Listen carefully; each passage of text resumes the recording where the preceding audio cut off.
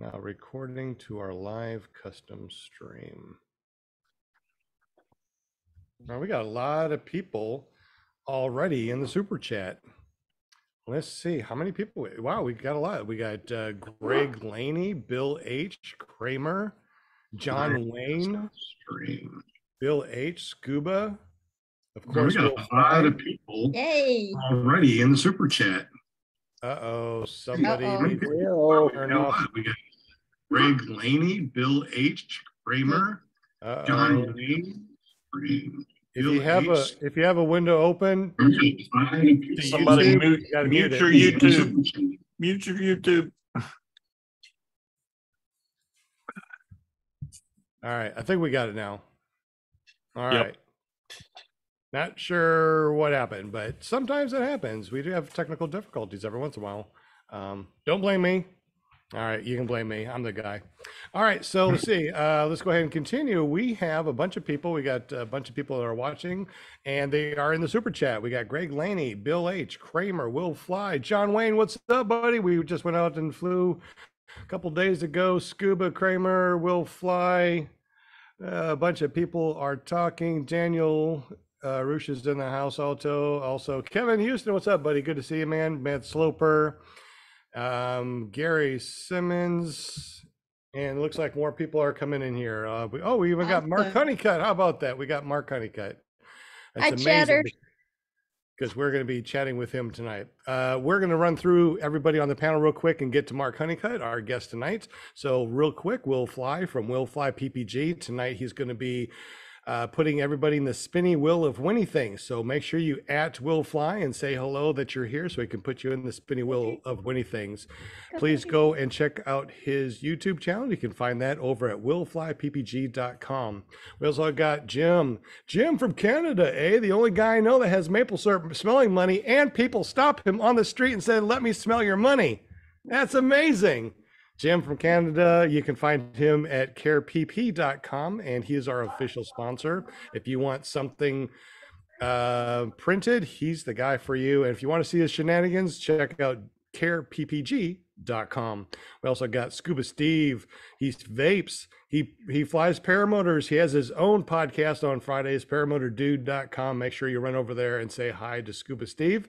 He also is going to be watching the super chat tonight, so make sure you at Scuba Steve if you want to. We also got Ryan Rides. What's up, Ryan Rides? Man, awesome. I love your drones and all the cool stuff you got going on up there.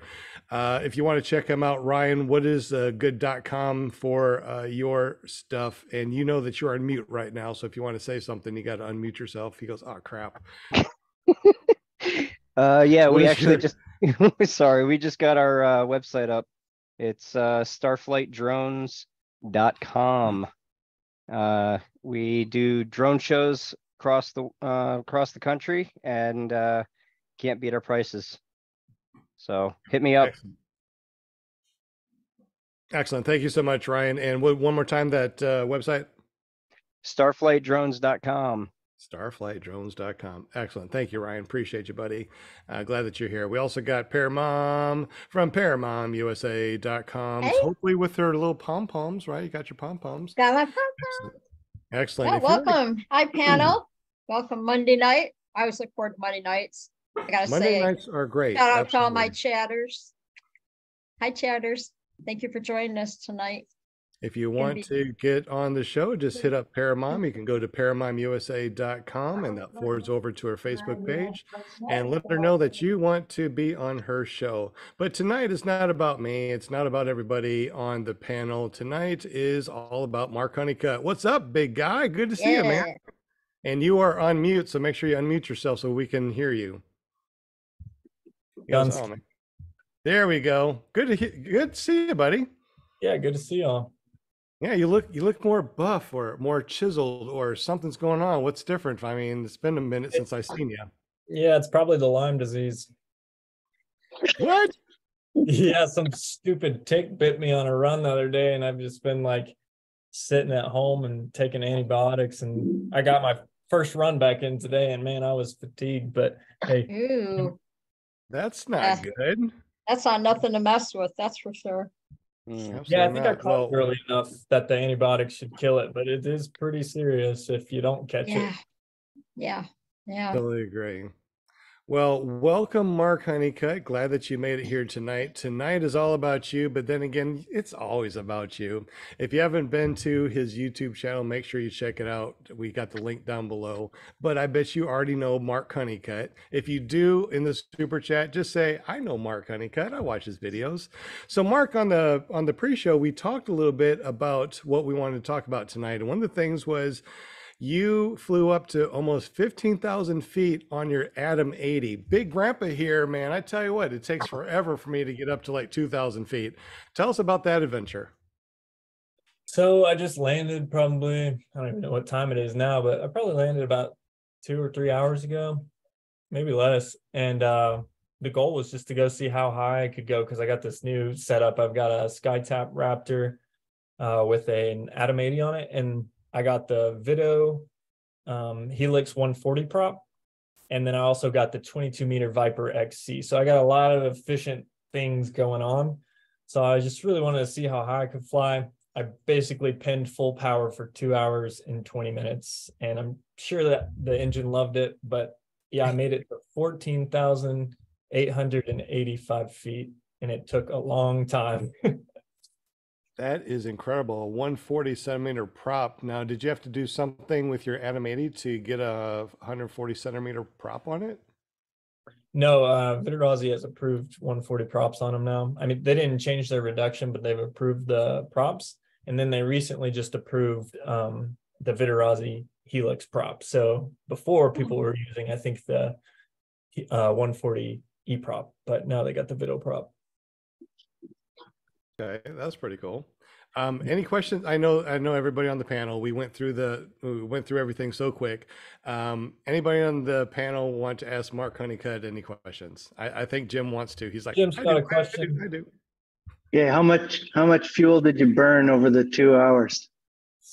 I think it's a 4.6 gallon tank, and I think I burned 3 gallons. I mean, anywhere from 2 to 3 gallons. I looked at the tank. Actually, hold on one second. I'll pull up a picture for y'all, and you can judge. But one sec. All right, y'all tell me how much fuel you think is left. How much I burned. This is a 4.6 gallon tank. Oh, it's blurred. All right, this is a fail. I don't know how to blur the screen. I'll figure it out in a second. But I think I burned about 3 gallons. At 2 hours. You should be able to put the phone right there on your chest. There we go. Now move it forward just a little bit. There we go. I can see, but it looks kind of white. But yeah, I think about 2 to 3 gallons, but I just basically full powered for 2 hours and 20 minutes, and then I killed the engine and glided from 14,800 feet to landing, and it was incredible. Like, just keeping the ear cups and earbuds on. I actually turned my music off and just glided the whole way, and it was super peaceful. It was really nice, actually. So just over 4 liters per hour then. Yeah, well, I guess that would be, wait, maybe more than that. I think the chart even says like at full power you're burning like 9, but that wouldn't make sense though. Yeah, I don't know. The chart's wrong too. Hard to say. I haven't done the calculations yet. I just landed. I think a lot of that's going to be based on the wing that you're flying and how much your all up weight will be on that wing and how efficient it is. So that probably has a contributing factor to it. Yeah, absolutely. I was pretty lightly loaded because the Viper 22 is actually, because it's such a high aspect ratio efficient wing, it only goes to a max size of 22 or 24. So 22 is actually big for me, but I got it because I knew I would load it down with a lot of fuel, camping gear, oil, and all that. But this flight, I only had my scout bag, and I was full of fuel, so it really wasn't. I was pretty lightly loaded. Yeah, the burn rate shouldn't change when you're going full throttle, because you're going full throttle. You can't really. You're not working on efficiency. So it should be a consistent. The wing shouldn't really matter at that point.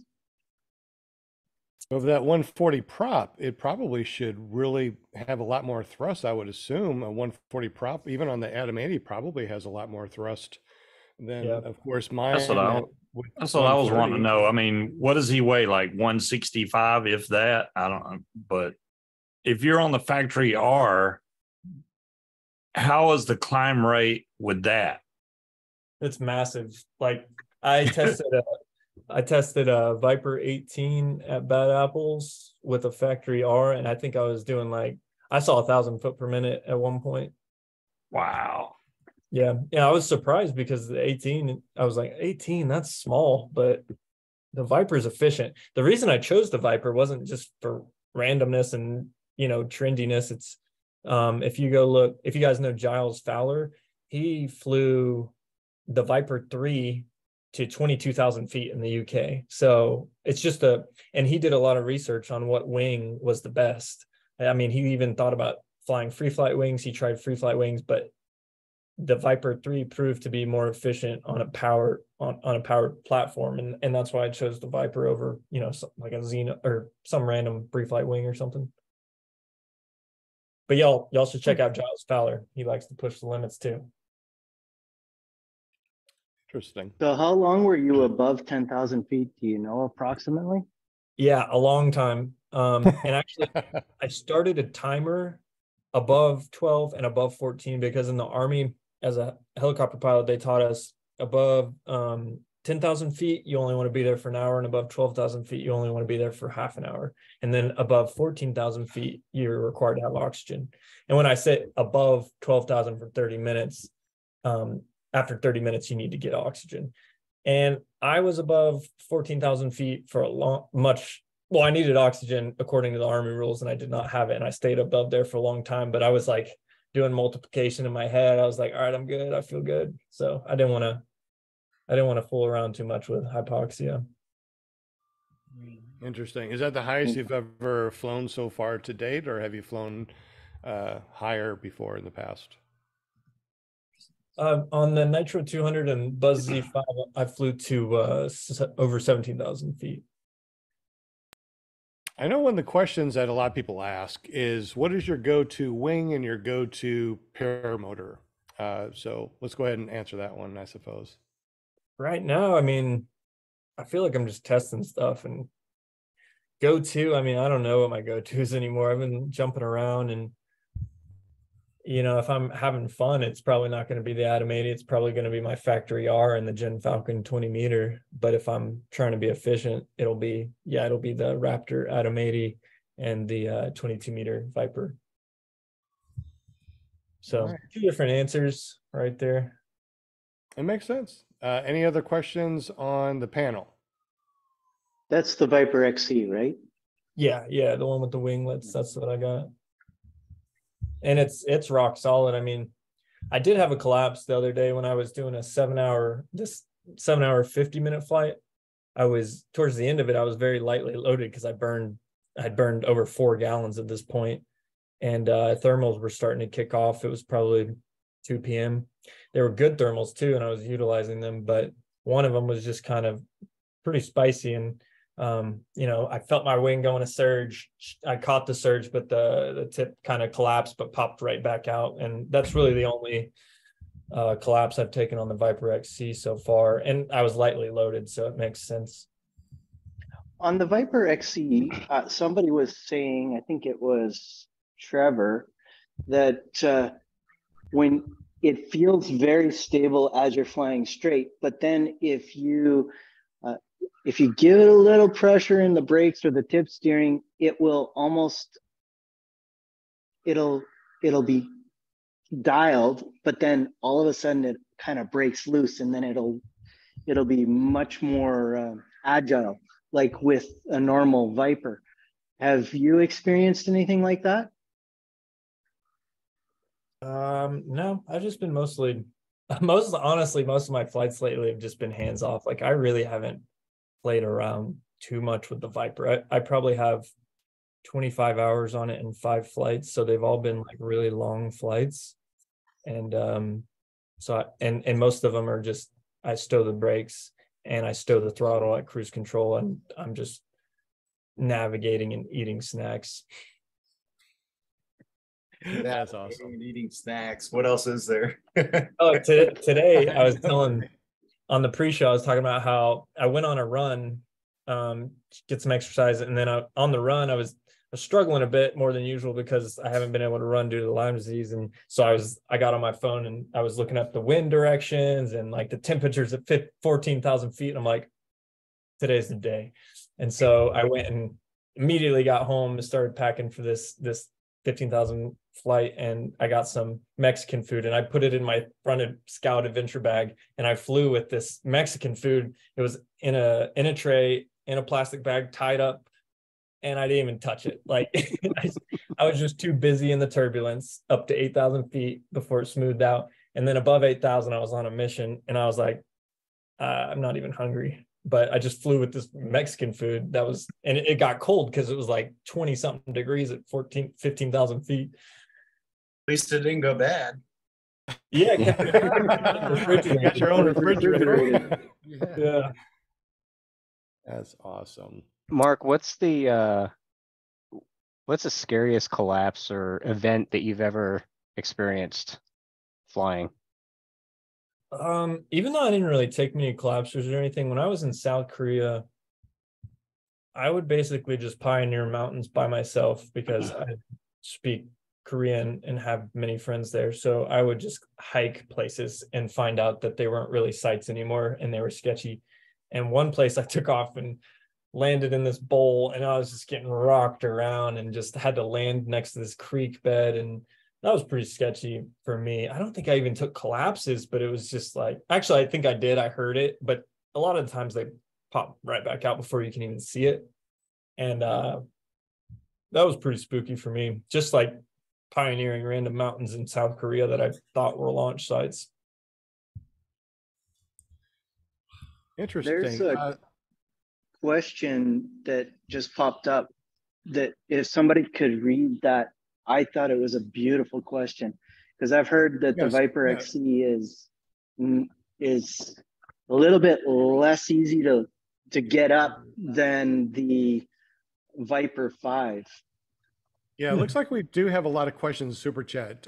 Steve, can you go ahead and start reading those questions? All right. Well, one of them, Jim CR120 wants to know, with the recent announcement of the fuel injection motor and its dramatic fuel consumption improvement, do you see it playing a role in the future of cross countries? Yeah, let me answer Jim real quick. The Viper, I don't know much about the plain old Viper 5 compared to the XC, but the XC launches really good. So I can't compare it to the 5 because I've never flown just the plain old 5. But Ozone. Well, what about the Falcon or the Mac Paracharger? I've never launched the Mac Paracharger. I've never flown Mac Para. The Falcon, my Falcon I've had since 2019. I think the launch characteristics are dying a little bit. But Falcon has always been a very solid cross-country wing for me. Like it's like rock solid in flight, no oscillation, and it does well in turbulence. And launch characteristics are good too. It's just starting to get old. But yeah, I haven't flown a Mac Para. I think Ozone wing typically launch pretty good. How would you compare the two, the Falcon and your new Viper, for launching, like getting it up and going? Like which would be easier? I think well, it's hard to say because I'm comparing a new Viper to an old Falcon, but I think they both launch pretty good new. The Viper, Ozone's notorious for having pretty good launching wings, except for the Mojo. It's a dog. Yeah. But yeah, I don't know. They're probably pretty similar when they're new. I do really like the Falcon. I think it's solid, but I can't. I was getting 4 liters an hour on the Revo 200 with the Falcon, which I thought was pretty good, but I haven't compared them on the Atom 80, so I'm not sure what their efficiency comparisons are. But for the EFI, yeah, it's pretty interesting. I've heard it's going to be like 8 pounds heavier. It's going to be potentially $7,000 for a Moster EFI.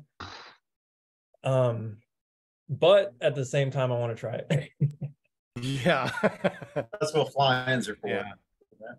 Yeah, fly-ins. I know but it's at the same true fly-ins, but at the same time when pre-order comes out, I just feel like it's gonna sell out. It might not. I don't know. Maybe people will think it's too expensive. I'm not sure. It always But makes me nervous to be an early adopter of anything like that, especially when you're talking that kind of money. yeah, $7,000 is a whole paramotor, and now and it might be 6,000. I don't know. Someone today said maybe 7, but even They 6. said 5,500 euros today.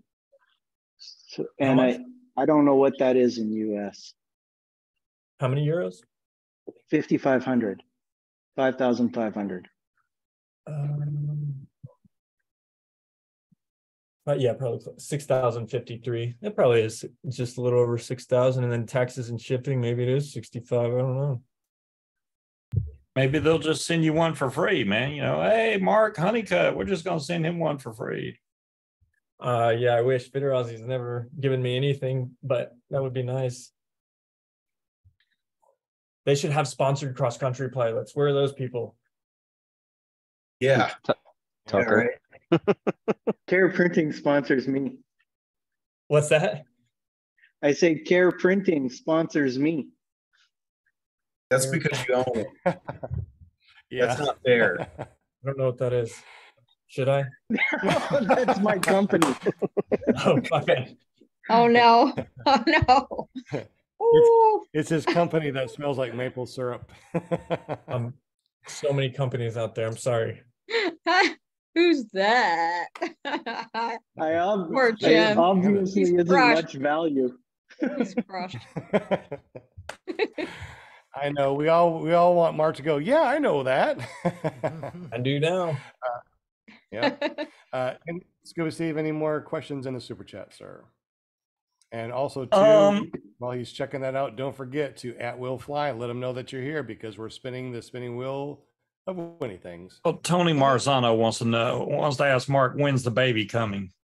September 4th, Labor Day. Oh, wow. Hey. At least you have a long weekend. Hey, I love it. I guess that's appropriate. Yeah. That's only in a couple months, right? That's gonna go so fast, Mark. Yeah. Oh my goodness. Less than I'm 2 so months. excited for both of you. That's awesome. Thanks. And Yeah.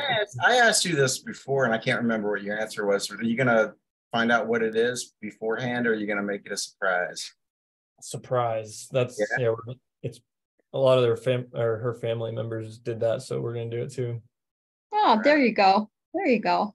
See, that's by going back to the old then I call it, because I didn't know what I was gonna have either. And then that time, I guess in the 80s, there wasn't a way to find out. They didn't have all these, the pink and blue, what do they call it? When they find out who it is. Gender reveal. Yeah. You catch a mountain on fire. So being a dad, is that going to slow you down on your flying or your acro or anything like that? Yeah, I'm sure it will. But that's all right. Well, that's what Tony said. He said, so that's the end. That's when the flying stops. Well, that's why I'm doing all this stuff lately. Got to get it in while I can. That's right. There you go. There you go. You know him. He's going to take the baby up there. He's going to be like doing a video on how to change a diaper while you're flying a paramotor at 10,000 feet. That's a good idea. Don't get many ideas. Gee. God. Poor baby's going to have horrible hearing one day. Oh my goodness. So what beverage are you promoting tonight? Me? Yeah. Let's see. Corona Extra. Yeah. Cheers. That counts as an import, right? Sure. I guess so. Isn't everything imported anyway? So yeah, pretty much. You got Corona with a lime. I wish I had a lime. Yeah. Do we have any limes, Lena? He's like, yeah. I remember back in the day. Yeah. So Shane's Planet, Shane says we were talking about the EFI. It's 8 pounds heavier, costs more, requires faith and a battery. That's a point. I mean, yeah, there. And I was asking Trevor about it today. I was like, man, I don't even want to dual start on Mosters now because they're notoriously, the starters are notoriously pretty bad.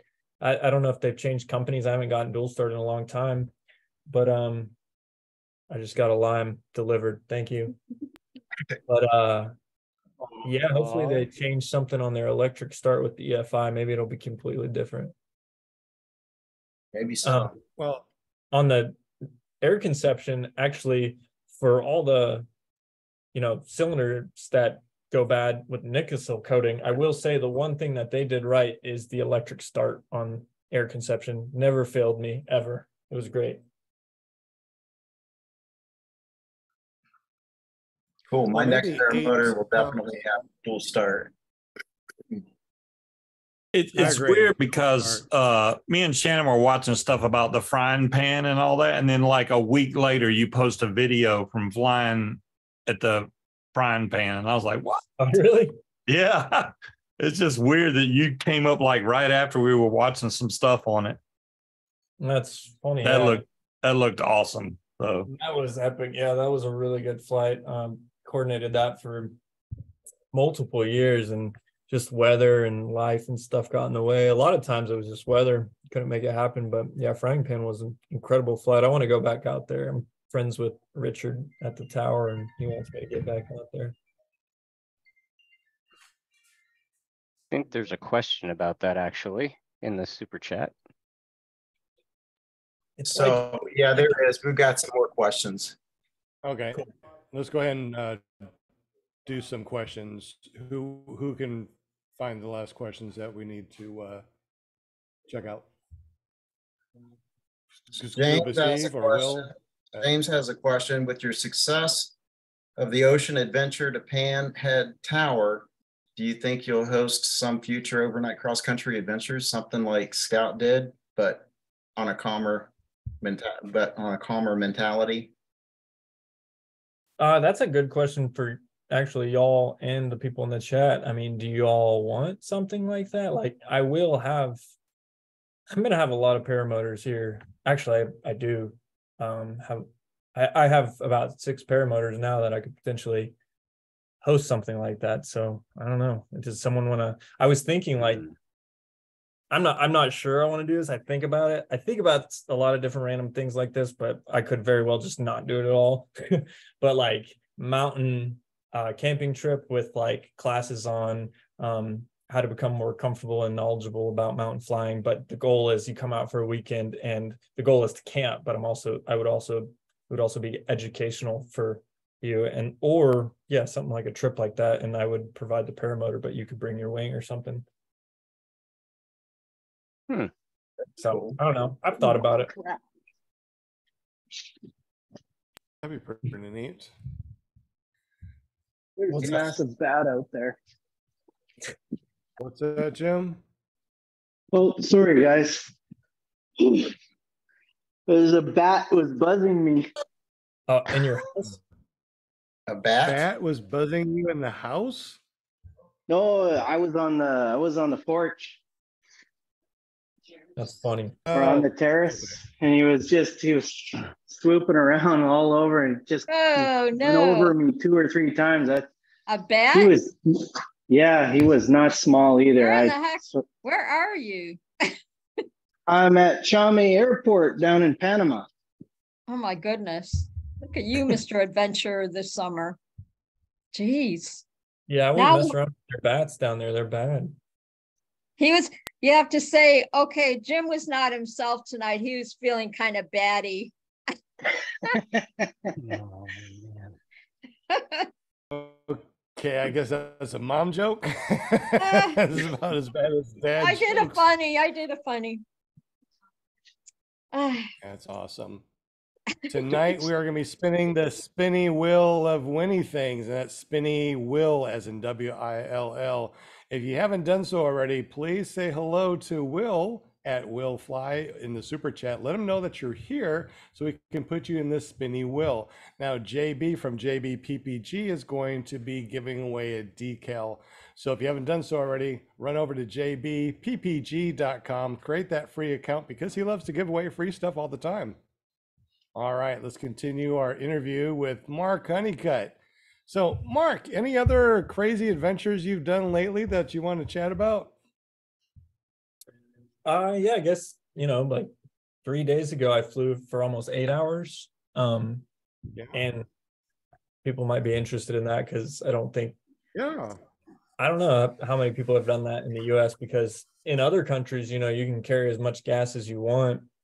So I watched a video recently of some guy that carried 50 liters and he flew for 1,100 kilometers, which math would say, I guess, 660 miles. And and if y'all go find that video, it's from 2007, and he had a Red Bull helmet on. He had a C-130 fly by him. He had a helicopter fly by him. So there's a lot of coordination. But anyways, in America, we can't fly with that much gas. So yeah, I flew for 8 hours on 4.6 gallons. That Viper is really efficient, and the Atom 80 with the Vito Helix prop is really efficient as well. And I just set out for the day. Lots of food, gear, a way to pee, and I just tried to maintain cruise RPM only 7,500 for me on the Atom 80 with a cylinder head temperature around 145, and I locked that in and flew for 7 hours and 53 minutes straight until my gas ran out. Dang, man. That's incredible. So I mean, did you do like thermals? So the goal for me was to see how long I could go at cruise. So even though I utilized thermals, what I did was I maintained cruise in those thermals, which was weird because it was a little uncomfortable. I've done a lot of paragliding, but just being at cruise in a thermal, just and all the turbulence and the fact that something could happen, having your prop spinning and everything, is super weird. But had I gone down to idle, I do believe that I could easily fly over 8. I could probably fly over 9 to 10 hours for sure if I worked every thermal at idle or with the engine off. It's going to be Mark Honeycutt, first paramotor pilot to cross the Atlantic. Yeah, well, that'd be cool. I got the in-flight refuel and I actually have I have a question for you, Mark. How much of what you're doing now did you learn or figure things out from your trip across North Carolina when you took that flight across North Carolina? I'm sure it helped. It definitely pushed me to want to do it more because it was fun. Did you learn a lot on that trip that you now use that knowledge for some of your other adventures that you're going on now?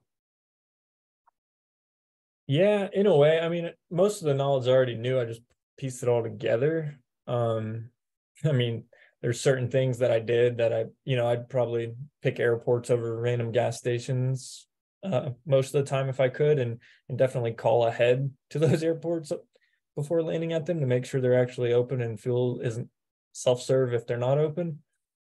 Those are probably two of the bigger things I learned. I'm trying to think if I learned anything else from the North Carolina or South Carolina crossings, but I don't know. Did I learn anything, Elena, about the NC-SC crossings? I don't know. So would you need ground support? Yeah. Sorry, I interrupted you, Will. What was that? I was just asking if Elena was your ground support on the one where you had ground support crossing. No, I didn't have any ground support. There she is. Oh, you didn't? North Carolina, you did. Yeah, North Carolina. No, for North Carolina, I didn't have any at all. I flew west to, I drove to the airport in Tennessee. I launched and I flew all the way basically to Rodanthe, if that's how you say it. And then I flew back up to Kitty Hawk and to Raleigh. And luckily Ross Gassaway was there with his van and he drove me from Raleigh back to Asheville. So I could have flown back, I guess, but that wasn't my goal. Yeah. Yeah, it's probably I mean, when you're going from east to west, it could be a challenge. Yeah, it was much slower when just flying back to Raleigh took forever. But no, Elena helped me with. She's all dark back there. She helped me with the She dropped me off on the South Carolina one because we were heading to the beach, and yeah, I just met her on the beach, and then we hung out at the beach for a couple of days. So it was a nice little chill session after a bunch of flying. Cool. So what do you do on those long trips for washroom breaks? Oh man, I got a bag of them right here. Oh no. I'm not condom catheters. Condom catheters. Okay. How does that work? Well, if you put a condom come on, Jim. No. Okay, no. You don't have not the. No, actually, I do want to know because I'm a little. So I don't have any idea. You roll it on, and it's got a tube on the end of it, and you connect. It like sticks out, and then you connect a tube to it, and then you can run that tube down your leg. I kept the piss pouch on and left it on my calf, and I have a valve on it, and so it feels like you're peeing in your pants, and then all of a sudden your leg gets warm, and then and then when you're ready, you open the valve and you can pee on whoever you want. Jeez, that's a visual. Yeah, All or just run a tube and you don't have to mess with the valve at all. Like run a tube below your boot and then just pee and it comes out right there. But I don't know if the tube's long enough, so I have the bag. I mean, it sounds funny, but it is an interesting topic because it's something we've all had to do. So I will say it is for an 8-hour flight. It is nice because I flew with 1 liter of water and 1 liter of Gatorade, and normally I dehydrate myself before a long flight. Not dehydrate, but maybe not drink coffee or maybe not drink much water. And that's not really good for you. So just being able to take water and Gatorade and snacks and be like in full comfort. I peed 3 or 4 times on that flight, and it was great. Yeah. Oh my goodness. How big is the bag? Like, how much can it hold? I don't have it with me, but it's probably like this big. It's flat. At least 3 or 4 P's. That's what. Well, it fills up pretty good actually on 1 piece. So then I empty it each time. But I think it would be better if you just had a tube and no bag. So that way you don't have to deal with it. And just so everybody knows, if it's a beautiful day out, you see paramotor pilots and it sprinkles, but it's blue sky. It's Mark Honeycutt. Don't drink the rain. Don't drink the rain. Golden showers. I'm gonna have a video soon of that flight, and you see in my route, I do the circle over this forest where no one's living. Oh, that's funny. Except for the indigenous people. Yeah. Sorry, people of Rutherford, North Carolina. That's where I became a pilot, Rutherford. Rutherford 10. Yeah, Rutherford. Mark's fertilizing the forest. Yeah, I fertilized a couple of forests. One around Lake Lure too, and then one around acid rain. Yeah. You know, they're all going to have us paramotor pilots with P tubes help with forest fires in the future now. So that's what the PP in PPG stands for. There you go. There you go. That's why he's so interested in this topic. Oh my goodness. Oh, I mean, if you think it is a very interesting topic because if you don't have something like that, what do you do? I mean, how many people have been up and really had to pee? How do you go pee if you don't have a tube? Well, anybody on the panel, have you ever had to pee and you peed up there while you're flying? Somebody Yes, I've had to pee. Somebody commented one time, it was like, just whip it out. And I'm like, I got this scout bag sitting on top of me. And if you hang from your harness, it's stressful. It's hard to pee when you're stressed out. Mm-hmm. All this stuff. It's just better. What a mess. Yeah. What's the age old, you pee into the wind? just idle and then do a 180 riser twist. And now you're There you go. Better, yeah, there you go. Or get out of your harness like you're gonna land, and there you go. Yeah, Daniel Roush, exactly. That's what I was saying. So anybody in the super chat, we got to know, have you ever peed while flying in a paramotor? We got to know this. I tell you, I love the topics that we have. This is a first. Gotta be. It never fails to amuse me on Monday nights on ClearProp TV, all the cool stuff that you learn. It may not be paramotor stuff, but most of the time it is. And if you got to pee when you're flying for 8 hours, you got to do something, right? So that's pretty cool that Mark is letting us know how to do such a thing. What I really want to know is, how in the world can you fly for 8 hours with 5 gallons or less than 5 gallons? You know, it's like, I'm lucky to hit 2 hours with 5 gallons, and he's flying for 8 hours. That's still incredible to me.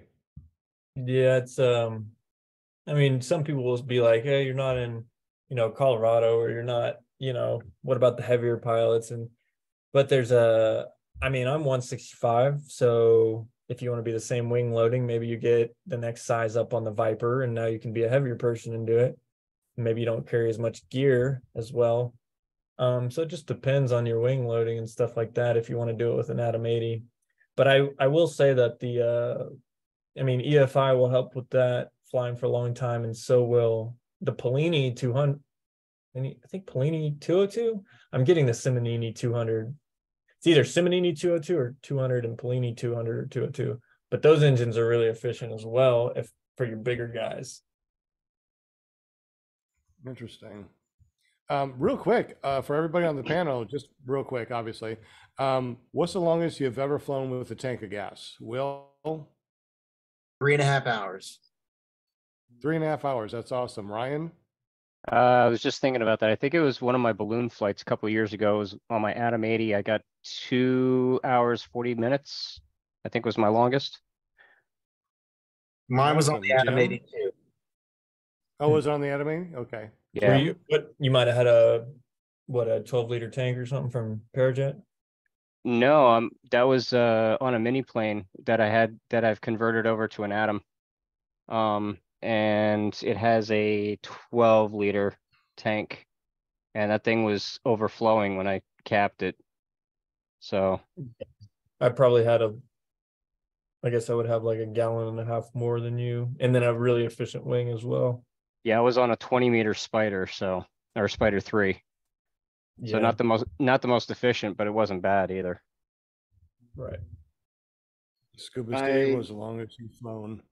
I think the longest I've been up is maybe about 3 hours. Because Gaggle, for some reason, when I flew over the beach, it didn't record when I first took off. So midway into the flight, Gaggle was like, "Oh, you're flying," and then it started recording, and then it thought me being at 200 feet was ground level, so it kept saying I was below ground level. I'm sure whoever was watching it thought I was crashing, but. Yeah, I had it almost all the way full. It wasn't quite, but I know I flew at least 40 miles. But yeah, it was only like 2.5, maybe 3 hours tops, I'm guessing. But I didn't. What's weird about that, because y'all are talking about taking pee breaks. I had a full blown one of these guys, the Powerade Zero, and 2 bottles of water. Now, we drove down to Kitty Hawk. We got there maybe 10:30, 11 o'clock. Went to fly. Oh, that's another thing. The sand felt really nice. The wind was really nice. Took off, flew the entire thing until I ran out of gas, landed. The temperature of the sand changes a lot when it gets hot outside. I was fine when I first landed, and then about 5 seconds after that, the heat from the sand. But yeah, it was really hot. And then we drove all the way back from here, which is about 2 hours back home, from Kitty Hawk back home. And I didn't use the bathroom not one time. I don't know if my bladder's just like, or what, but I didn't have to go to the bathroom at all. Yeah, big bladder. Hey, Sean, for what it's worth, I posted the catheter link in the chat, and I know what I want for Christmas, man. Well, go ahead and put it up. I'd like to see it if you can share that screen of the catheter thing. While we're doing that, while we're putting that up, if you would, Jim, let us know your longest flight. 5 hours, just under 5 hours, with No kidding, really? 32 liters of fuel. Holy 32? 32. I had 7 liters left over, but yeah. Might have told me that, but yeah, I forgot you're in Canada as well. Yeah, he's in Canada. You guys don't have gas restrictions, right? Right, exactly. That's cool. Oh, it's really called a condom catheter? Oh my gosh. Okay. Yeah, I was messing around. Yeah, man. That's And cool. at only Yeah. $20, you get 3 condom catheters. That's You get the whole freaking kit. It holds 1,000 milliliters. Okay, that's pretty good amount. That's cheaper than That's what I 1 bought. liter. I don't know what that is in gallons. and I don't. That's 1 liter. So that is how much pee are you gonna pee, Will? But you see that valve on the bottom of it. I mean, you just empty it out, and then you got a empty bag again. Yeah.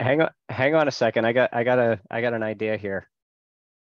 Take the catheter, take the tube, use the tube and the catheter taped to your boot, use the bladder to fill with extra fuel for your motor. I mean, you could get the two mixed up and it would be a mess. Yeah. Find out that your engine runs on urine. That is Yeah, right. Wait, did that just say that last picture? Did it say adhesive stuck? What? Yeah, it's adhesive. It's yeah. Adhesive tape stuck to the urine. Oh, you keep switching off of it. Sorry, man. Yep. Achieve a fixed effect. I bet it does. Is that like Velcro too? You can cinch it up. I don't have the strap. Mine looks different. It's clear and it's a little harder, but yeah, you do roll it on like that, but it is adhesive. So that way the pee can't like push back and come out. Oh, okay. Backflow. I guess I'm laughing. Okay, so it says one for the male. Okay, like girls fly and they have to, they get up there, have to pee. So what do they have for the girls? I can't imagine. I don't know. Get a lane depends. on it. It She'll says tell on us. that one, just Just says depends. male. What I've heard for girls at like paragliding competitions is that the girls wear diapers. Depends. Oh, no Yeah. way. That's what I've Really? heard. So I guess the answer is it depends. No. But I'm pumped. Oh, yes, I Oh didn't. my Yeah, Matt God. Sloper, I took off barefoot. I was thinking, oh, I'm at the beach. It'll be easier to run through the sand barefoot. But when I landed, I regretted that decision. So, yeah. Wendy says it almost looks like a primer ball. Don't squeeze it. How many times do you have to prime it? Yeah. You're probably more than twice you're playing with it on. I think it'd just be as easy just to throw on those depends or something if you're going to be doing 8 hours. But I don't know. Maybe the condom catheters. Here we go. That's what we need to do. We need to do a video on what is better, a condom catheter or depends. So Mark Honeycutt, there you go. There's your next video. I don't know Lord. if I want to pee. I think I peed at like hour 2 or 3. I don't know if I want to sit in my pee for like 7 hours or 5 hours. Yeah, that would be really uncomfortable. Well, in a couple of months, you could compare it to especially- diapers because you'll have some of those There too. you go. Especially if it's cold out. Yeah. Yeah. There Oh my gosh. Yeah, that'll be the next thing for the spinny wheel. is what? Is winning condom catheters? Yeah. Oh my gosh. If Hey. the girl doesn't win it, that would be upsetting. She could connect it to a shiwi. Yeah. Seaweed. Oh my goodness. That's funny. Wow. Well, It the is first for funny. everything, right? I mean, nobody knew what those look like, and now you know. Yeah, I mean, you should ask Hey, Mark. sometime, because I mean the guys that, you know, free fly for really long amounts of times, I think they as well use condom catheters. Yeah. Do you have you ever used your helicopter helmet for paramotoring? I don't think I've ever worn it, and just because it's heavy and I can't use the comms on it, and the field of vision is lower because it has little side things.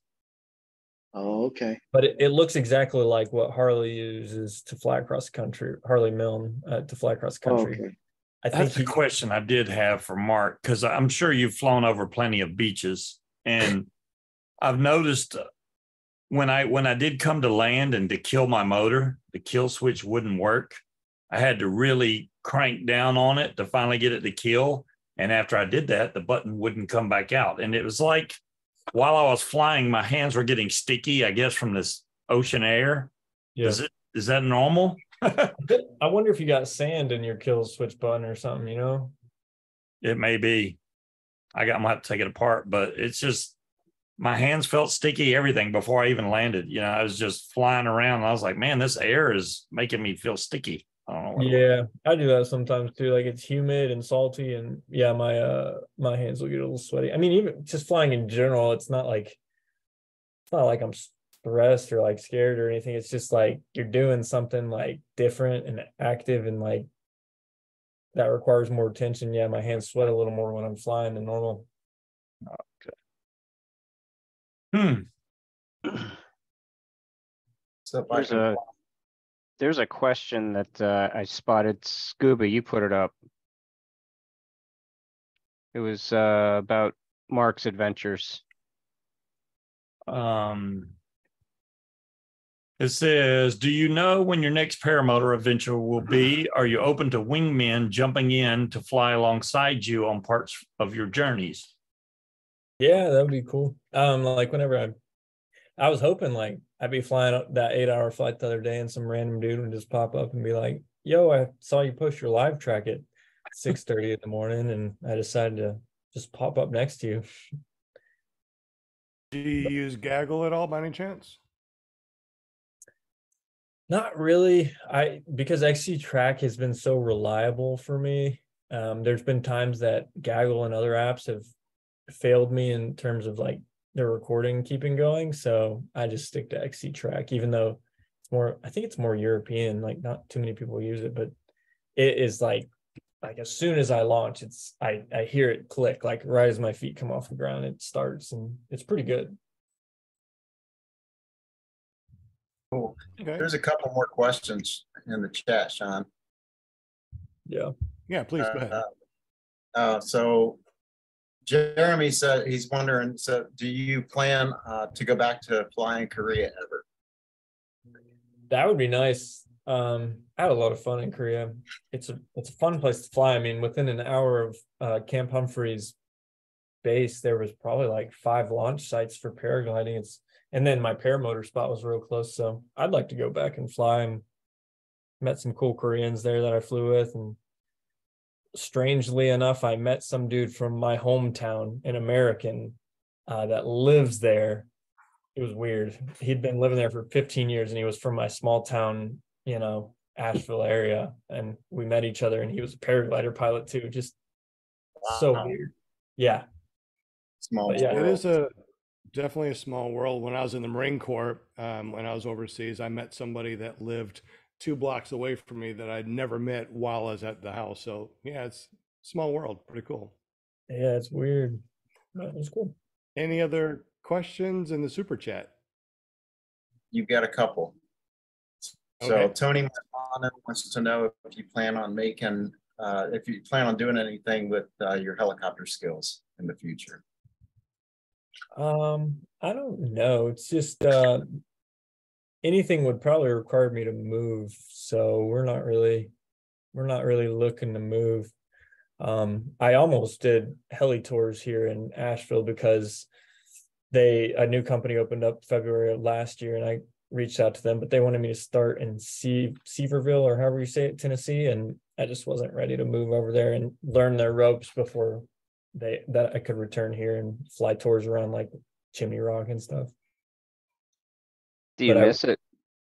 A little bit. I mean, I don't miss the Army, but I miss flying helicopters. It was fun to go rip around and do fun stuff in a helicopter, 10 feet off the treetops and whatnot. But yeah, I mean, it's hard to do in the civilian world. I mean, they want 2,500 hours for medevac pilots, and I came out of the Army with 800 hours. So you have to build your hours up doing like CFI or a tour pilot at Myrtle Beach or something. Interesting. And the last one is James wondering if you're going to fly to Moonshiners from your house. I could. It'd be easy. I have flown to that airport before from my house, but I don't know, because I'm gonna finish training people July 28th, and then I'm gonna go to a Jim James concert for that weekend, and so it's gonna be pretty close to Moonshiners. I might just want to go home and chill. Right on, man. Yeah. Excellent. Do we hit all the questions in the super chat? No, did I miss any? I think that's Any it. questions? I think that was Any it. questions on the panel? Does Woody even fly anymore? I don't know. I haven't seen Woody gamer tag post any videos in a long time, so I don't know. Woody's in our group chat. He's been kind of absent for the last couple months since Bad Apples. But I mean, he actually flies a pretty good amount. He's an astounding acro pilot. He's really good. He does helis, and he's done infinites and just stuff that he really doesn't share anymore, but he flies. He's thrown a few reserves too. Yeah, he learned helis over the beach. They had a SIV group around South Carolina, and then he tried to bring those helis back to paramotors, and he had a riser twist, and he had to throw one reserve. It failed. Luckily he had a second reserve, and he landed in some random farm or something, and he bent his frame, but he survived. He was fine. He's a good pilot. Yeah. Well, awesome. It looks like Linda has her glasses off, so that only means one thing, and that means it's time for a thumbnail, which is why I always do this, because it shows my thumbnails. There we go. All right, Will, whenever you're ready, let's do a thumbnail. 1, 2, 3. All right, we got it. Excellent day. Good. Cool. Well, thank you very much, Mark. That on my definitely appreciate you. Yes. What's that, Linda? No, I just said because I like these thumbnails, because then on Mondays I do my thing on the stories, and let everybody know our show and all that stuff. Okay. I like doing that on Monday. So this will be the next one for next week. Yeah. Excellent. Oh, someone asked what helicopter I flew in the Army. I flew the Black Hawk helicopter, the best one. I chose that one. Nice. So how many you've been having a lot of bears around your house, Mark? I've seen that on Facebook. That are they your pets now? Do you feed them every day? I don't. So I've never fed them, but I live on this mountaintop. I live right here, and my neighbors around the circle down the hill, they feed them. Yeah. So I think that attracts them. And then when we have a south wind and we're cooking, I have a feeling they smell it and come on over. But also sometimes they just randomly use our yard as a thoroughfare, and then they like poop where we park, and it's massive, and then I rake it away. But they tore into 2 of my sheds, and then they recently tore into my siding on my house. So that's not good. So I'm going to have to start hating them. Like, they're really cool to watch, but like they're kind of problematic this year. Oh my goodness.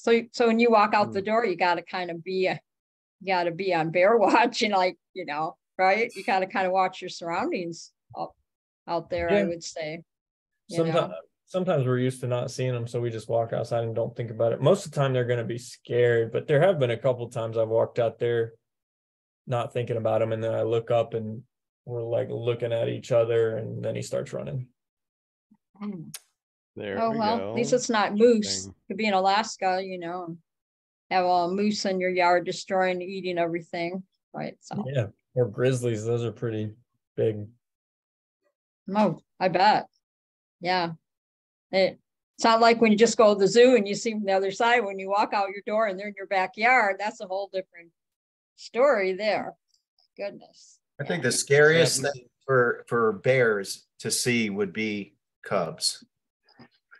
Yeah, and the other day I recorded the mom and 4 cubs. But yeah, whenever I see cubs and I don't see the mom, I'm like, where is she? Yeah, definitely get away. Yeah. Well, Mark, I know that we talked on the pre-show that we're just going to do an hour. It is now wrapping up for 1 hour, so we definitely appreciate you. Everybody else that's here, don't go anywhere because we're going to be spinning the spinning wheel of winning things. I only see 10 likes and we got over 30 people. If you're able to hit that like button, we definitely appreciate it for sure. It helps our metrics. There you go. So Mark, if you need to leave, you're more than welcome to leave, but we definitely appreciate you, Mark. And thank you so much for joining us again. Yes, thank you, Mark. What is this, your second or third time on our show? Something like that, yeah. I think our third time. Yeah. Is it really? Really awesome. Movie theater, Candy, go watch Sound of Freedom. It's pretty amazing. Sound of Freedom. All right. Will do. Yeah, Mark, man, it's always a pleasure. We'll sure see you around if I don't see you at Moonshiners. Yeah, man. Thanks for having me. Absolutely. Thanks for all the info, Mark. Love your work, Mark. Keep up the good work. Thanks. Thanks, Mark. Yep, see you. Thanks, buddy. All right. So let's go ahead and get ready for the spinny wheel of winning things. I'm really glad that everybody's hanging around and hopefully everyone enjoyed the show. Wow, you got like a super zoom. Yeah, it's showing Zoom, actually. Oh, really? Yeah, it's showing our chat. You don't like that picture? No, it just all we saw was the top part of your screen. How about now? Nope, we just see the top part of your screen. Yeah, that's weird because I'm sharing the right thing. But I'll try something else while you guys chat. Okay. So real quick, anybody that can see the likes, what do we have now? Are they jumping up a little bit, I hope? 19 is what I see now. Cool. That's good. Getting there. Thumbs up if you like Mark. I mean, my goodness. And also too, it'd be really neat. If you have met Mark, put in the super chat that you've met Mark. If you haven't met Mark, but you know of Mark, say in the super chat you know of Mark. And if you've never heard of Mark Honeycutt before, type in there, I've never heard of Mark Honeycutt. Who is this guy? I'm really curious to see who anymore. You know? Right. After today, everybody knows Mark Honeycutt. So it looks like we have some technical difficulties with our spinny wheel of winning things. We're working it out. I think I figured it out. Okay, that's good. I want to know more about these drones that Ryan are doing over there, and your newest adventures on your drone thing, man. Dude, it's been a really, really busy fourth. We did 4 shows in 4 days. In 5 days, sorry, 4 shows in 5 days. And they were all full fleet shows, full 75 drone fleet shows, and we made the news. I did an interview with one of the local news stations, and we got interviewed by the New York Times and several other newspapers, online publications, and it was a great season for us, and we're still rolling. I've got another show actually here in my hometown in Hellertown, PA on Friday. So very excited. I got a lot of work. I got a lot of work to do tomorrow. I got to design the show for this week and get it ready for this week for Friday night. So it's going to be fun. And one more time, what is the .com that we can go check this out? Hang on a second. Come on, you should know your own .com, dude. It's not mine. Cool. Thank you, that's chatters. that's weird because the goggles looks like it has this spider web coming out of the center. I just noticed that. I'm Yeah. thinking, man, that's either creepy. That or looks cool. I decided yet. That looks cool. Starflightdrones.com. Yeah. Oh, I'm thinking. Okay, never mind. I'm thinking like, never mind. It does kind of look like a drone type thing on Yeah. Star Wars or whatever. That wheel looks, that's cool. That wheel looks really cool. Yeah, I meant to do that. Yeah. Of course. He's Jim's the not spinny wheel. hunting for a bat. All right. Thank you, chatters, for joining us tonight. Getting on the spinny winny wheel of winny things. Monday night. Hi, Jade. Love ya. Are you going to go down the list? I don't know. I had to wait to get permission before I started yelling out names. Oh, You don't need permission. I thought that you Oh, were that's ready to right. rock It's and my roll. show. thought you I knew what was forgot. going on. Right? I give you permission. Go ahead. Okay. Okay. All right, here we go. We got John Wayne, Bill H., Daniel Roche, Tony Marzano, Kevin Houston, Mad Sloper, Gary Simons, Cope J, Flying Flamingo, Jade, my lovely, Shane, Planet Shane, Butch Fly, Dallin Weedell, Deweese Millstud, my lovely, Jim CR120, James, Wendy the Explorer. Hi, Wendy, love you. Slow Days, Craig Smith, CT Fly, Chris Lockley, Jeremy in the house. What's up, my Michigander? The other Nick, Angela Preslick, Mrs. Vegas, and Fly Swamper, and I Can Fly. okay. Thank So you you all started so with John much. Wayne, right? I didn't see John Wayne in there. Because usually I yell cowboy. Okay. Oh yeah, there's some new names here. Yeah, Yeah. Greg Laney, Kramer, and John Wayne and Bill H. No, they weren't on there earlier, just a minute ago, right? Did they just come on there? No, I had to scroll up. Oh, okay. I thought I was losing it. I'm like, wait a minute. Yeah. Usually I say John Wayne Cowboy and beautiful Kramer and Mr. Greg Laney in the house and Bill H, of course. Thank you all so much.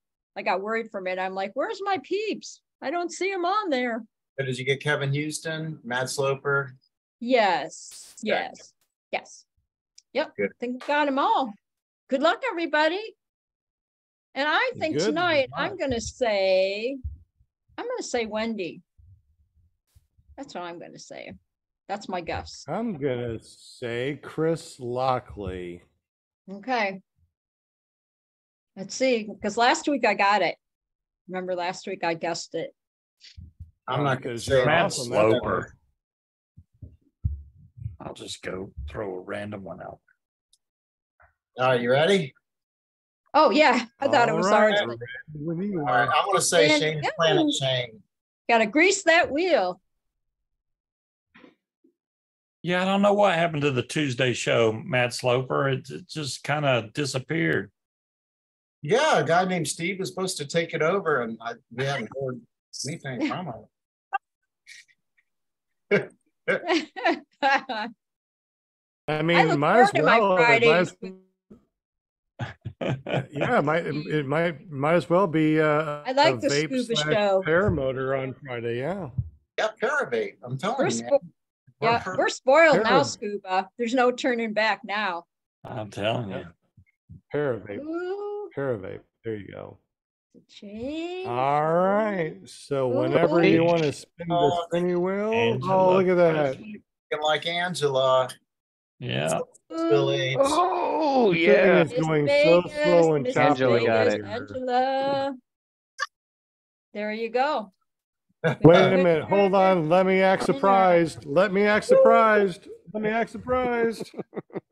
Yay. Oh, I know Congratulations. who It's was rigged. missing tonight was Bonnie and Brian. Oh, yeah. Yeah. I wonder what that's but they must have, maybe they're busy. I'll have to message her later, find out what she's doing. Because they're always on here on Mondays. So The Franzes. probably had stuff to do. Whatever. What did Angela Yeah. win?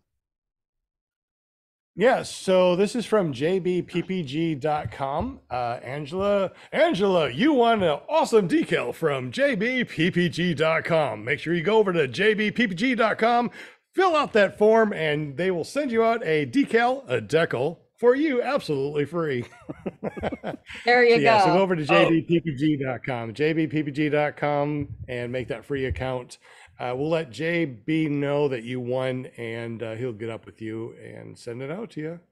I wanted to say thanks to the anonymous person that helped me get a prop, because my other prop, it's a big difference between that F prop that I have. It's just got a scrape. I'll be able to fix it easy. But that prop is only a 130, and it goes from like nothing to 100%. It's real snappy. It's like nothing, bam. And then you face plant, because it's literally like it hits you so hard all at once.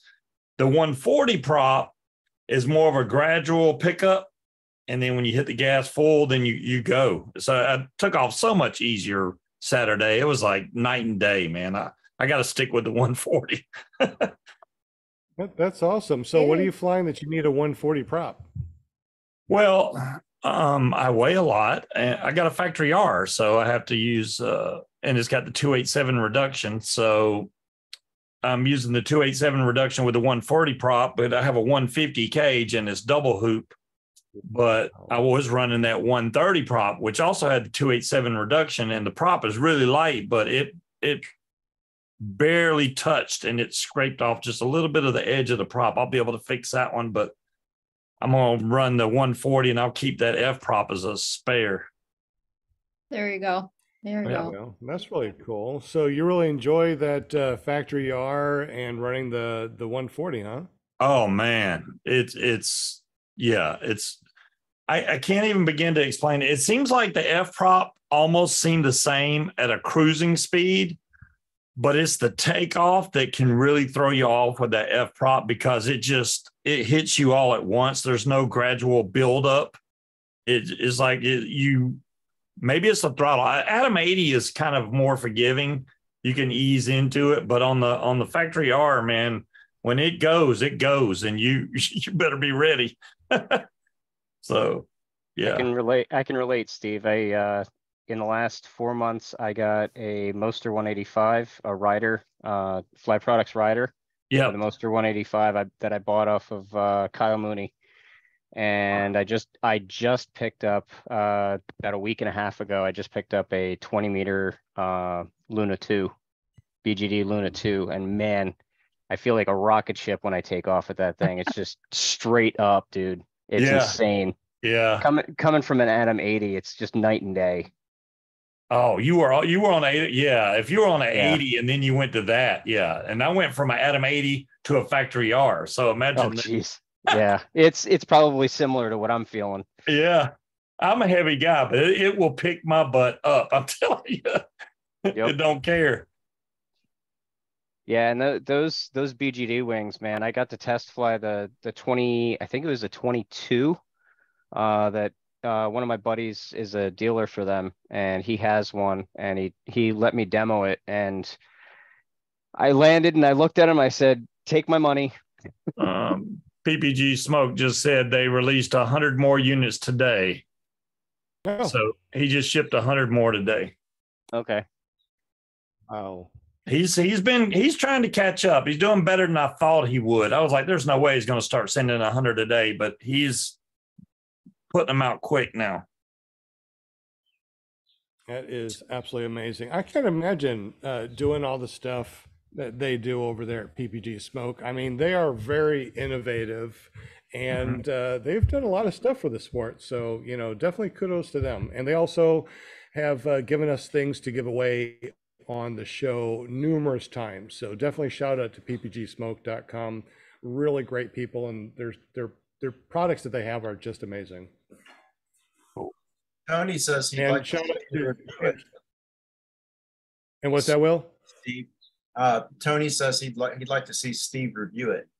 Yeah, mine's supposed to come in Thursday. I was supposed to get it UPS 2-day air, but UPS screwed up and shipped it ground. So I have to wait until Thursday. As soon as I get it Thursday, I'm going to put it on my helmet and go outside and fire them. Even if I can't fly, I can fire it up, and I'm going to test it with the GoPro and my phone. It seems really quiet on the phone because you got the noise canceling of the headset plus the iPhone. So that's going to make it like dead quiet. So we'll see how it goes. Cool. Nice. Cannot wait for that review. The thing I would like to know, I mean, I like to listen to my music loud. Right. Most of the time you have to turn it all the way, not with the Bose, okay, but with the other headsets, you had to turn it way up just to be able to hear the music. But with the Bose, I actually have to turn it down because it's too loud. So that's kind of, I'm curious as to how the music comes across.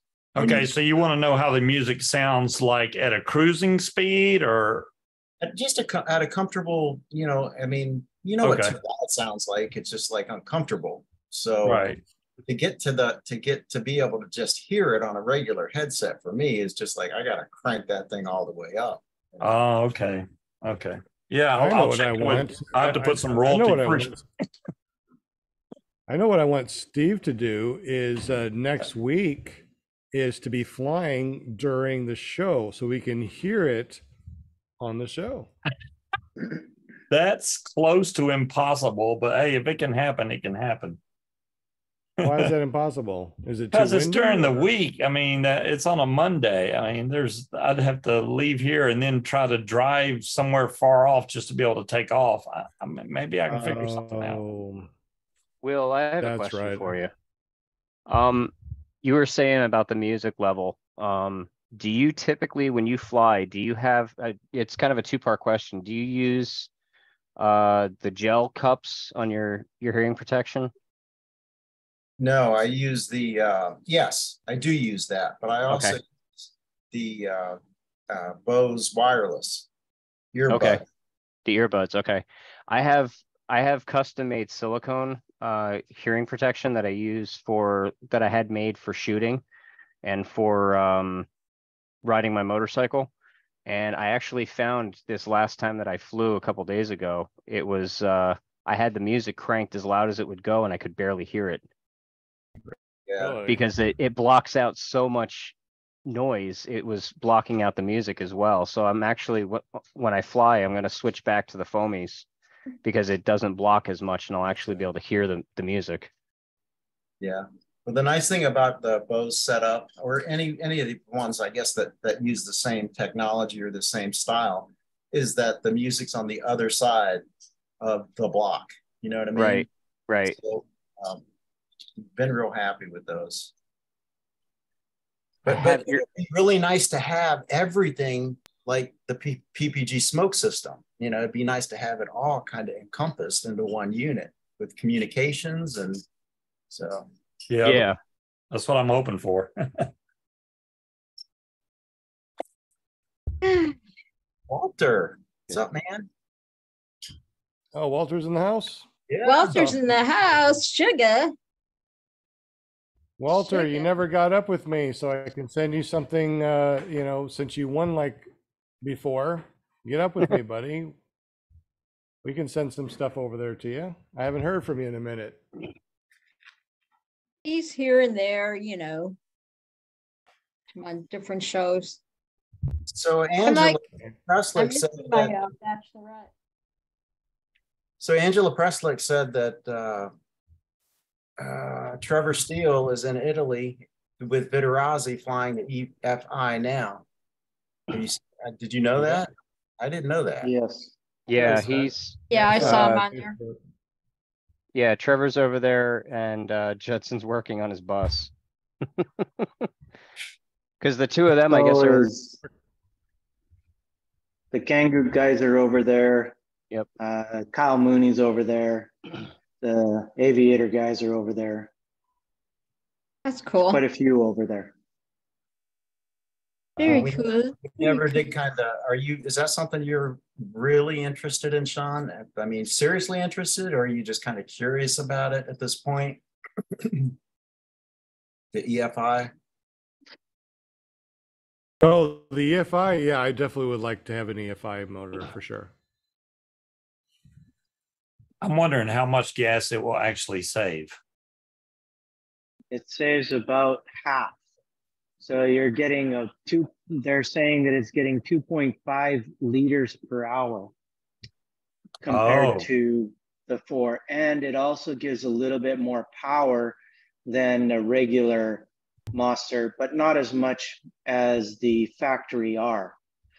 It's just a better fuel flow system, and it's not as yeah, but 50% reduction in fuel, that's awesome.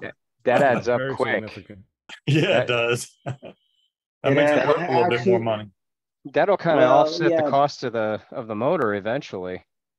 $3,000 for the EFI. That's a lot of fuel. So you've got, I mean, how many people are gonna burn? But how do you paramotor that often?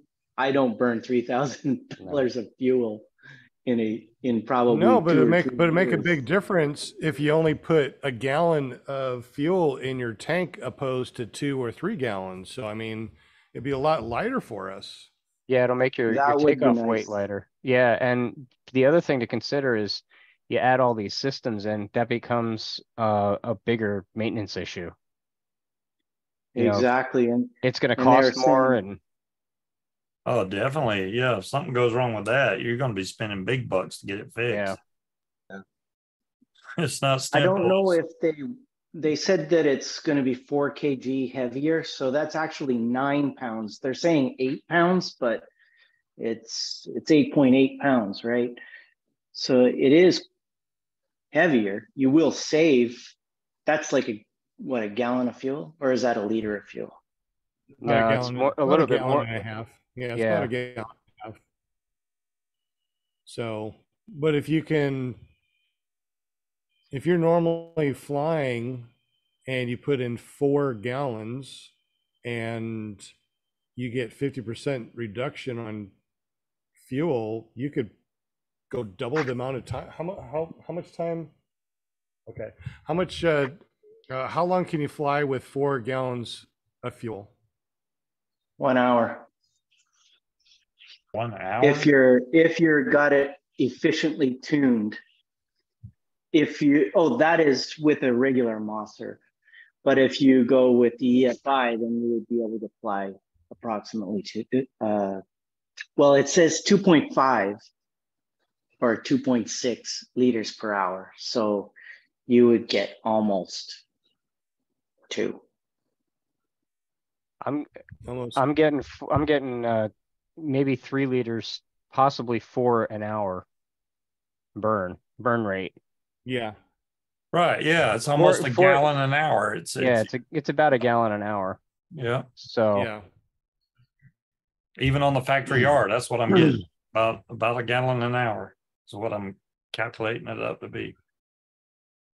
And I get just a little bit less than that flying the Atom 80, but not much difference. You get less? I thought the Atom 80 was better on gas. Depends on your wing. Oh, okay. I'm a big grandpa, so I'm pretty much full throttle the entire time. And if I'm full throttle the entire time, I might in an hour get up to 2,000 feet. Not really, but I'm just saying I'm always full throttle pretty much. So that's why when I trained with the Atom 80, I had pretty much full throttle and it didn't seem like I was gaining any altitude at all. I got to like 300 or 400 feet and it just seemed to stay there back and forth. I'm just not going anywhere. Didn't leave the ground, did you? Yeah. And they called ran really fast. I did have to run pretty far, but it did get me up. That was on the 28-meter wing, that Mac Charger. Yeah. I mean, I use Moser 185 for one of my trikes, and it pretty much jets me up pretty quickly with the 185. And when I fly with the 185, man, it feels like, I'm going straight up and I can gain a lot of altitude really quick. It's just that it's a little bit heavier than the Atom 80. And I'm really digging how light that 80 is. I mean, you can put that 80 on your back and, you could barely feel it. Yeah. Yeah, the first time I tried the 80, it was It was pretty amazing. I was shocked at how light it was. In fact, to get to the spot where I wanted to take off from, I ran out to the field because it was just so light. Yeah. That was one of the biggest differences when I trained with the 80 and then I got the factory R and I put it on my back. I was like, I don't remember it being this damn heavy. Different motor altogether. Factory R, yeah. I think is a little bit heavier. Yeah. Oh yeah, with a double hoop cage. Yeah, just all kinds of weight on my back, but I've managed. Time to go to a trike. Steve, I'll come down and train with you. I'll jump on your back. You can run around with me on your back. Faster. Faster, damn it. You'll never get in the air like this. Push. When I went from the Adam 80 to the Moster, I was super happy, and I still am happy. And I said I'd never go back to an Adam 80, but I would like to fly an Adam 80 again. Yeah. I have both now, and a bunch of my buddies have been asking me, "Are you going to get rid of it? You going to sell the Adam?" And I'm like, no, because on those no-win days, I want to take out my Adam and my Spider with that super light fabric and just be able to yank it up and go. I don't want to have to fight the wing to get it in the air and run. I just want to give it a quick yank and it's in the air and go, and be able to cruise around for hours. I may not be the fastest guy in the air, but hey, I'm in the air. That's all I care about. Right. I wish I wouldn't have sold my Adam. I should have kept it. Yeah. You learn. So many people I've heard of that had them do the same thing, say the same exact thing. They regret selling it.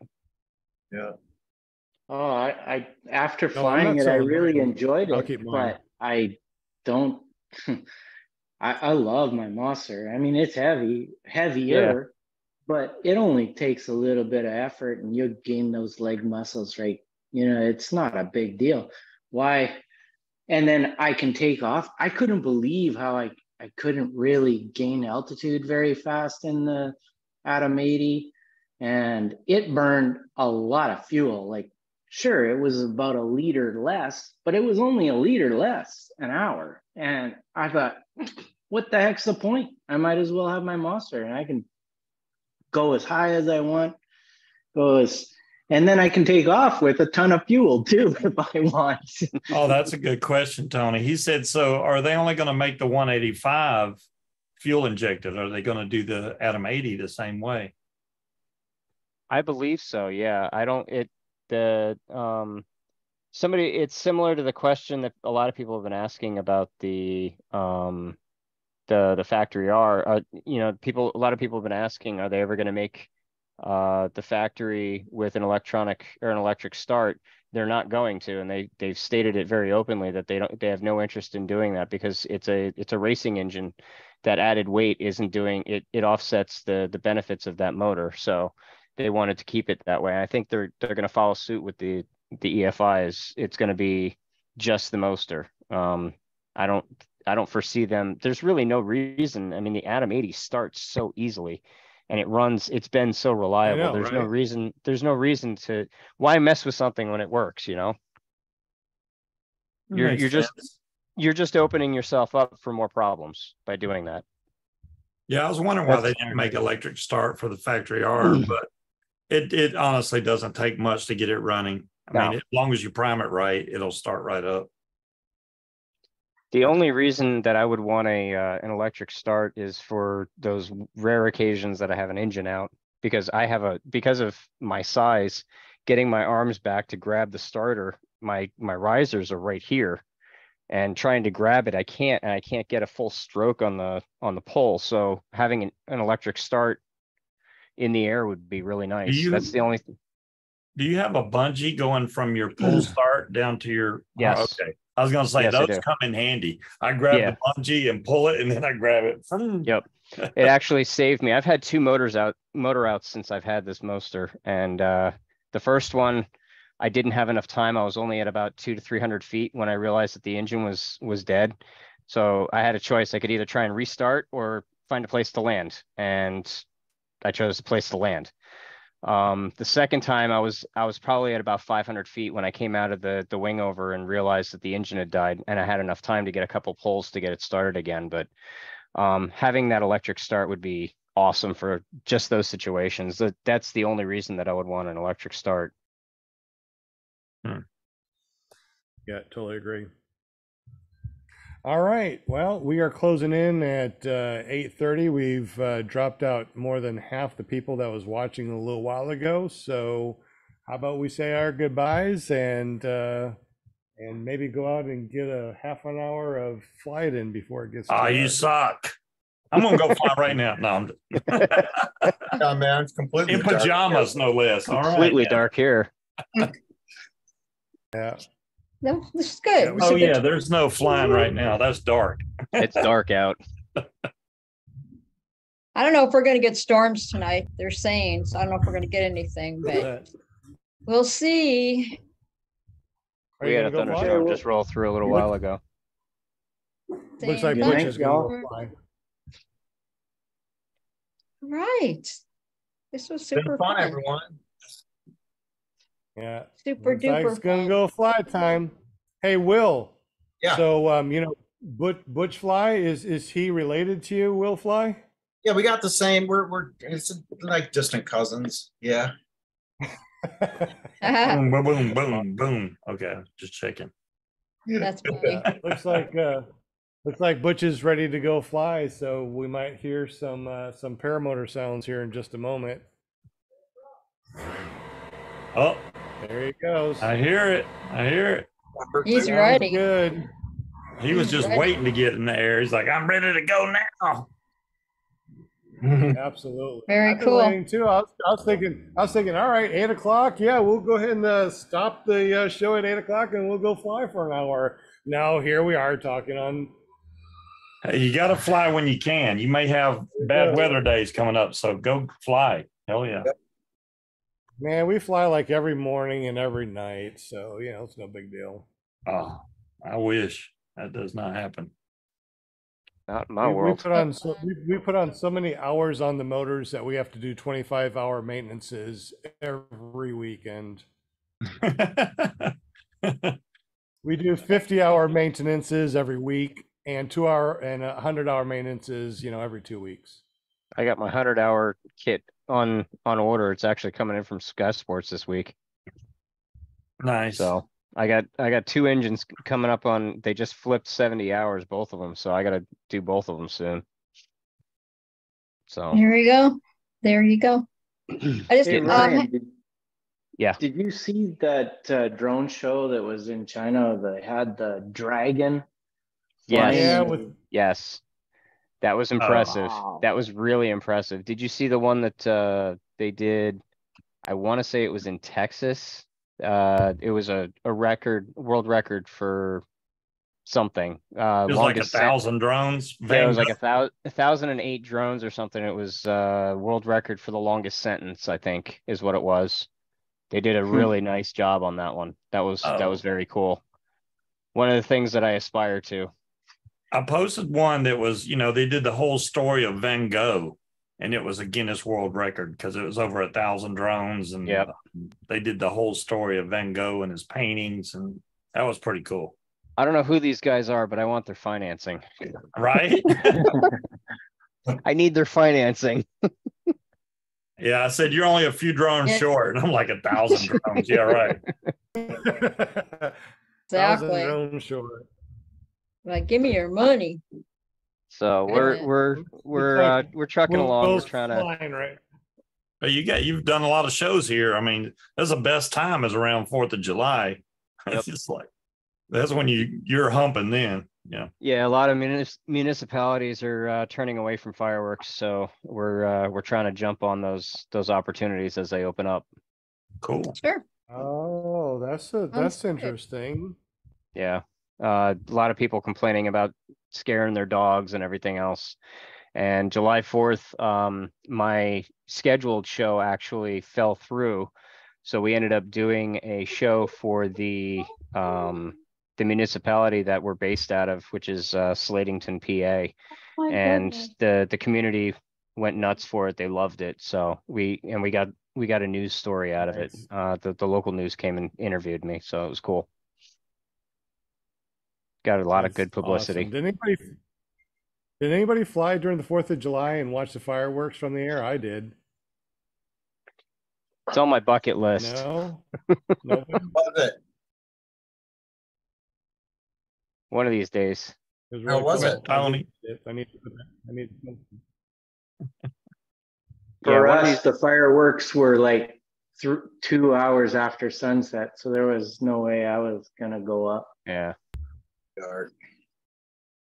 Yeah, they were. How was they it, were Sean? popping up a bunch of, no, they were popping off a bunch of fireworks, like right after sunset. So I was only able to stay up for half an hour after sunset, obviously.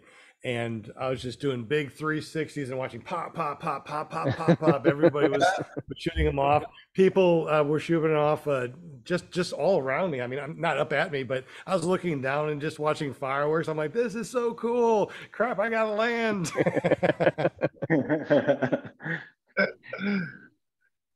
At least I can bring the drone up right afterwards after I land, and then with the 4K on it, I can still look around and watch all the fireworks. So it worked out really cool.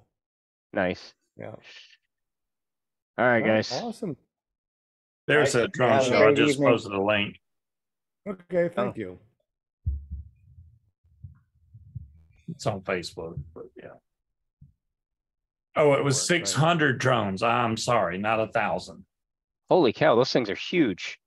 Yeah, they're all like Phantom 4. Yeah, they look like Phantoms, but they're not. They're not? Those things, no, they're not. Oh. Those are the drones that are used for drone light shows are specifically for drone light shows. I got you. They don't have cameras on them at all. They just have they have an LED light pack on them, and they have a GPS system called RTK. It's for position accuracy. It basically it does calculations to make for more accurate location, so that they can so they know exactly where they are. It's instead of a drone being within 6 feet of where it thinks it is, it's down to a foot or 2 feet. So it kind of brings it down more. I got you. Guys, okay, that's pretty cool. The most American thing ever. What's up? Oh, yeah. Yeah, I saw this. I love the mother in the red shirt. First thing she does, grab that kid and cradle it and hide it. And she ran. Now that's a freaking show. Oh man. I did not see this before. Can someone post a link for me so I can take a look at it? God. Because my internet sucks. I can barely see it. Yeah, it's definitely worth. Yeah, I'll post a link. Most American thing ever. Definitely worth watching. That's insane. Yeah, put that in the guest chat so I can take a look at it later. You got it.